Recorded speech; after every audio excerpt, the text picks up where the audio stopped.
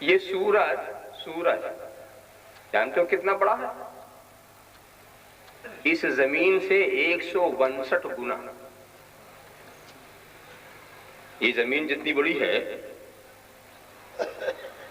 اس کو 162 سے ضرب دے دو، اتنا گنا کرو، اتنا بڑا سورج ہے کہ نہیں؟ مگر آسمان میں ایک ٹکیا دکھتا، اس سے بھی بڑا کوئی ہے. اتنا بڑا مگر بڑا نہیں ہو سکا، اس سے بھی بڑا کچھ نکل آیا. وہ آسمان کتنا بڑا، پوری دنیا گھیرے ہوئی ہے نا، مگر ہمارے نظر کی جو شعاع نکلتی ہے وہ آسمان کی آخری سطح تک پہنچتی، تو ہماری نظر کی شعاع آسمان سے بڑی. اگر وہ اس سے بڑی ہوتی تو آسمان ہمارے آنکھوں میں چپکا ہوتا. ہے کوئی؟ کچھ لوگ بڑے کی تلاش میں نکلے تھے، کوئی بڑا ملے تو اسے پوجا جائے.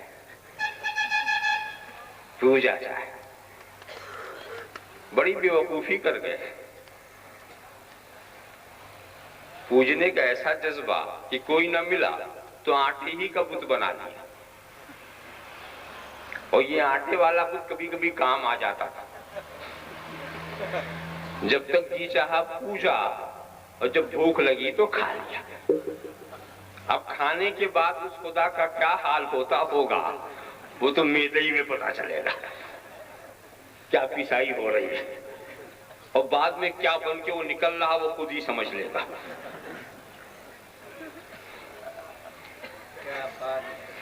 دیکھا آپ نے؟ ایسی قوم تلاش کرنے نکلے تو کیا پائے گی؟ مٹی کا ایک ڈھیلا تھا، دیکھا بس ہاتھ جوڑ کے کھڑے ہو گئے.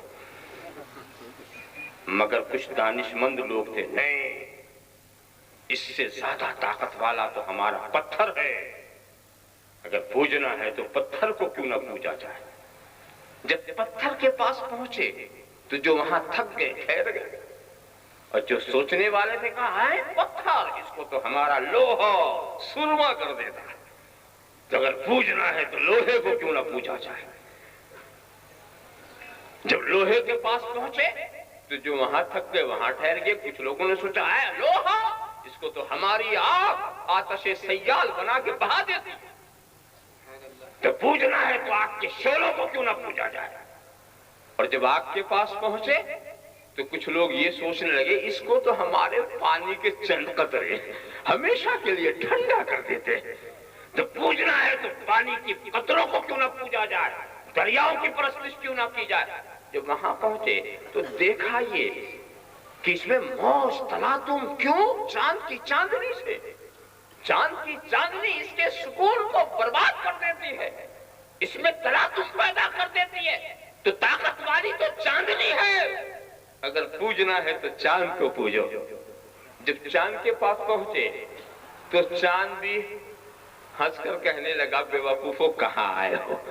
دیکھتے نہیں ہو کہ ہمارا روز آپریشن ہوتا ہے، کم ہوتے ہوتے میں غائب. عقل مندوں نے سوچا یہ چاند جو دوسرے کے اجالے سے روشن ہو، جو گھٹے تو گھٹتا ہی چلا جائے، یہ معبود بنانے کے لائق نہیں ہے. معبود تو وہ ہے جس کے کمال کو زوال نہ ہے. اور اس میں روشنی سورج کی ہے تو چل کے سورج کو پوجو. جو وہاں آ کے تھک گئے، بڑے کی تلاش میں دنیا پھر رہی ہے. جب وہ جو وہاں آ کے تھک گئے، مگر کچھ عقل والے تھے، انہوں نے کہا یہ سورج جو آدھی دنیا کو روشن کرتا ہے، آدھی دنیا تاریک رہتی ہے، ظاہر کو روشن کرتا ہے، باطن تاریک رہتا ہے. اگر ایک ابر آ جائے تو اس کا نور ٹھہر جائے.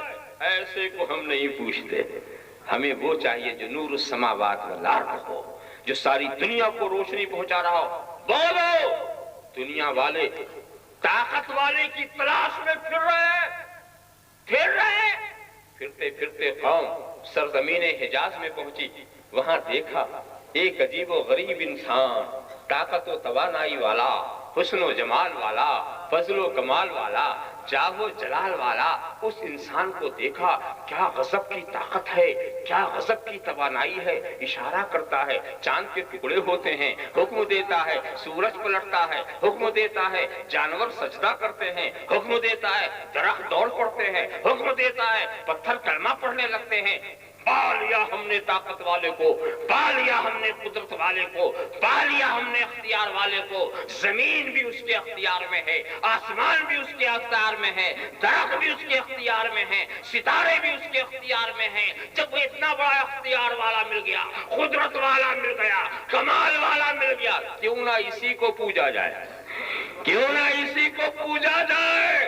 اور اس کے بعد جب اس کے قریب آئے تو حیرت کی انتہا نہ رہی، حیرت کی انتہا نہ رہی۔ ہم تو اس کو پوجنے آئے تھے، مگر یہ خود کسی کے آگے جھکا ہوا ہے، وہ کہہ رہا ہے سبحان ربی الاعلی، سبحان ربی الاعلی، سبحان ربی الاعلی، سبحان ربی العظیم، سبحان ربی العظیم، سبحان ربی العظیم۔ مطلب یہ ہوا کہہ کر کے اس انداز سے رسول نے کہا اے لوگو اب تم آ گئے ہو، اب تمہیں بھٹکنے نہیں دیا جائے گا۔ میں کوئی سورج نہیں ہوں کہ پجواتا رہوں اور خاموش رہ جاؤں، میں کوئی چاند نہیں ہوں کہ اپنی عبادت کراتا رہوں کچھ نہ بولوں، میں کوئی پتھر نہیں ہوں کہ اپنوں کو پجواتا رہوں اور کوئی ہدایت نہ کروں، میں کوئی دریا کا قطرہ نہیں ہوں کہ اپنی عبادت کراتا رہوں اور تمہاری رہنمائی نہ کروں۔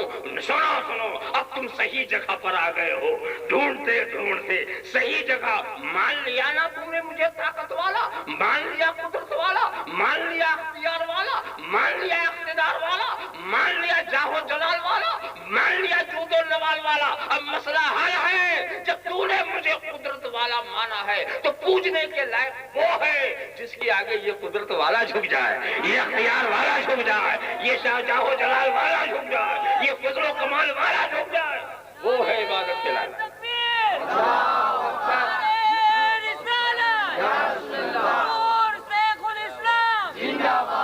کیا مطلب ہوا؟ مطلب یہ ہوا اب تک تم جہاں بھٹک رہے تھے وہ خدا کے وجود کی دلیل ہے، مگر دلیل کو عقل سے سمجھو تو دلیل بنتی ہے۔ وہ خدا کے وجود کی دلیل ہے مگر دلیل کو سمجھو تو دلیل بنتی ہے، اور میں دلیل نہیں ہوں، میں برہان ہوں۔ برہان دیکھا جاتا ہے، برہان کا مشاہدہ ہوتا ہے۔ دلیلیں خاموش تھی، برہان چپ نہیں رہے گا، برہان خاموش نہیں رہے گا۔ برہان کا کام ہی مشاہدہ کرا دینا ہے۔ اللہم صلی علی سیدنا مولانا محمد کما تحب و ترضی بین تصلی علیہ۔